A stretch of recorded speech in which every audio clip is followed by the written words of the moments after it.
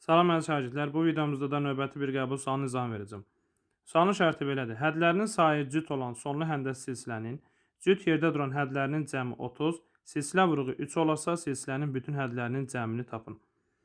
Deməli, hədlərinin sayı cüt olan sonlu həndəsi silsilə üçün belə bir qayda var. Onun cüt yerdə duran hədlərinin cəmi S cüt bərabərdir. Tək yerdə duran hədlərinin cəmi vurulsun 2. Düstur bu şəkildədir. S cüt bərabərdir. S tək vurulsun 2. Cüt yerdə duran hədlərin cəmi bizə 30 verilir. S cüt bərabərdir. Deməli 30 bərabərdir.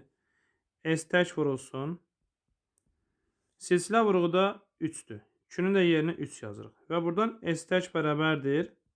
30'u 3'ə bölsək 10 alırıq. Yəni tək yerdə duran hədlərinin də cəmi 10'a bərabərdir. Silsilənin bütün hədlərinin cəmi tapın. Silsilənin bütün hədlərinin cəmi dedikdə onun tək yerdə duran hədlərinin cəmi ilə cüt yerdə duran hədlərinin cəmini toplamaq lazımdır. S tək 10, üstəgələk S cüt 30 bərabərdir 40. Cavab D variantı.